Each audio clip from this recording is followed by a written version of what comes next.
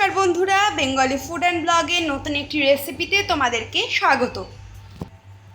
আজকে আমরা তৈরি করছি জ্যান্ত মাছে গরমের সবজি দিয়ে ঝোল।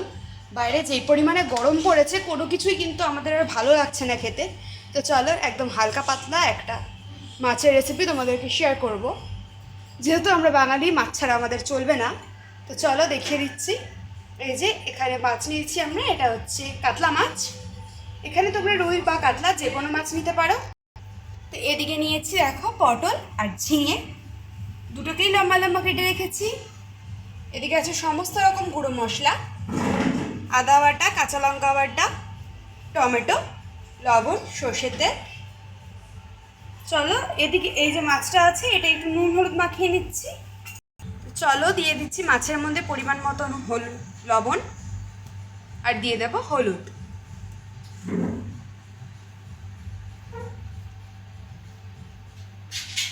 ভালো করে লবণ হলুদটা মাখিয়ে নিচ্ছি মাছের গায়ে, যাতে সব কটা মাছে ভালো মতন করে নুন হলুদটা মাখানো হয়ে যায়।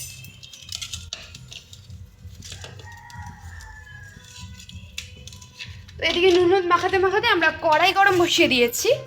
দিয়ে দেব পরিমাণ মতন সর্ষের তেল।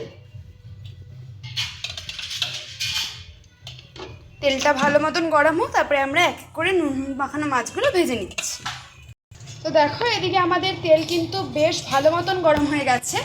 এবারে আমরা এর মধ্যে এক এক করে মাছগুলো দিয়ে ভেজে নিচ্ছি।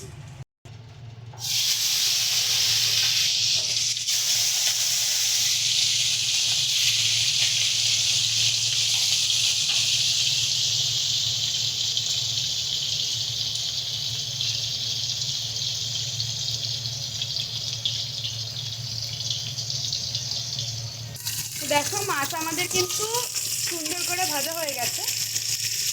চলো এবার এগুলোকে আমরা তুলে নেব।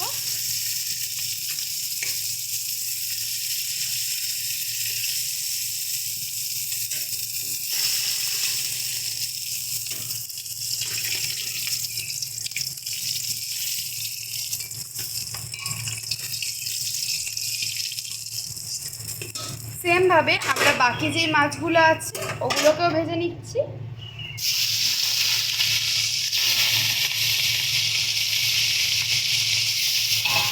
তো দেখো আমাদের মাছ ভাজা হয়ে গেছে, দিয়ে দিচ্ছি এবার এই মাছ ভাজার তেলে জিরে ফোড়ন।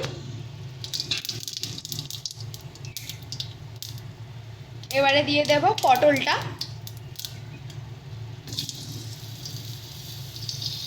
যেহেতু ঝিঙে তাড়াতাড়ি নরম হয়ে যায়, তো সেই জন্য আমরা আগে পটলটাকে ভেজে নিচ্ছি, তারপরে ঝিঙেটা ভাজবো।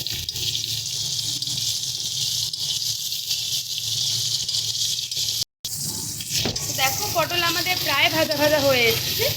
তো এই পর্যায়ে আমরা দিয়ে দেব ঝিঙেটা।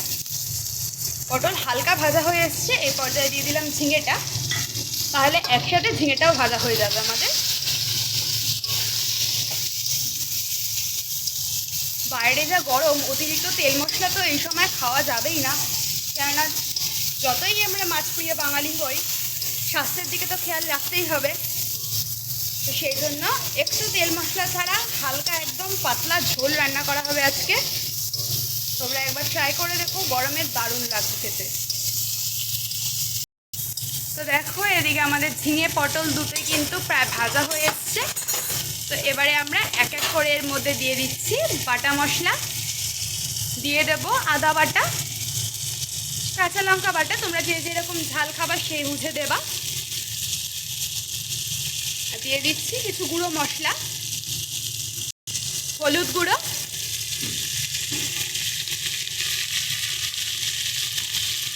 জিরে গুঁড়ো,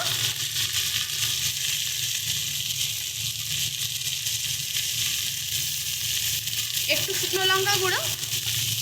তোমরা চাইলে শুকনো লঙ্কাটা অ্যাভয়েড করতে পারো, শুকনো লঙ্কার বদলে সম্পূর্ণ কাঁচা লঙ্কা দিতে পারো। দিয়ে দেবো স্বাদ মতো লবণ।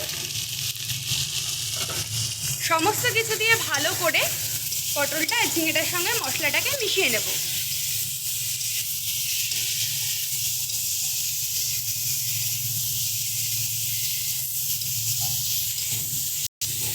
তো দেখো এটা কিন্তু আমাদের মশলা ভালো মতন কষানো হয়ে গেছে। দিয়ে দিচ্ছি টমেটো।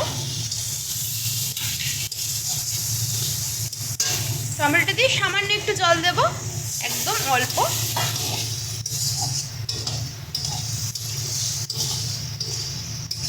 ভালো করে মশলাটাকে কষিয়ে নিচ্ছি যতক্ষণ না টমেটো হালকা একটু নরম হয়ে আসে।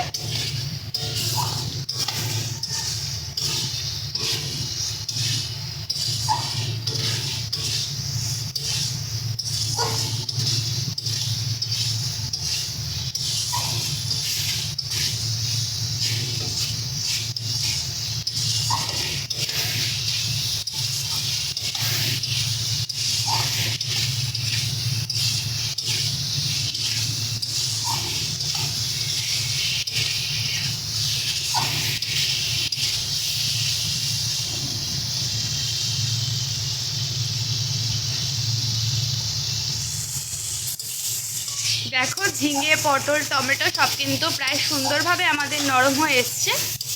তো এবার আমরা দিয়ে দেব পরিমাণ মতন জল।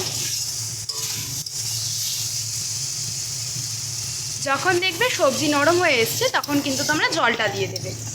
সবজি নরম হওয়ার আগে কিন্তু এটাকে আমাদেরকে ভালো করে কষিয়ে নিতে হবে। তো এটা একটু ফুটুক, তারপরে আমরা এক এক করে মাছগুলো দেবো। তো যার যতটা পরিমাণ জল লাগবে সেই বুঝে তোমরা নিজেদের আন্দাজ মতন জলটা দেবে।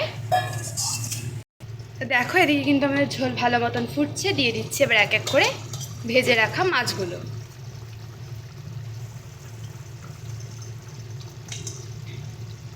ধীরে ধীরে মাছগুলো ঝোলে ছেড়ে দেব।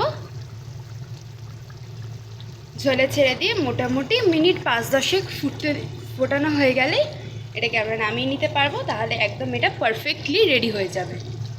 চলো একটু হালকা নাড়াচাড়া করে দেবো যাতে মাছগুলো ঝোলের ভেতর ঢুকে যায় আর মাছগুলোর মধ্যে ভালো মতন করে ঝোল ঢোকে। তো চলো এটাকে আবার মোটামুটি 10 মিনিট মতন ভালো মতন করে একটু ঢাকনা দিয়ে ফুটতে দেবো। তো দেখো এটা কিন্তু খুব সুন্দরভাবে ফুটে গেছে। এবার এটাকে আমরা একটা প্লেটে সার্ভ করে নিচ্ছি।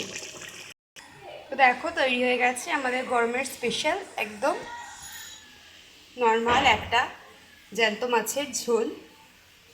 গরমের সবজি দিয়ে তৈরি করা হয়েছে আর খুবই একদম কোনো রিচ নেই বললেই চলে, একদম খুব কম মশলায় তৈরি করা হয়েছে। যে কোনো কেউ বাচ্চা বয়স্ক সকলেই কিন্তু খেতে পারবে এটা।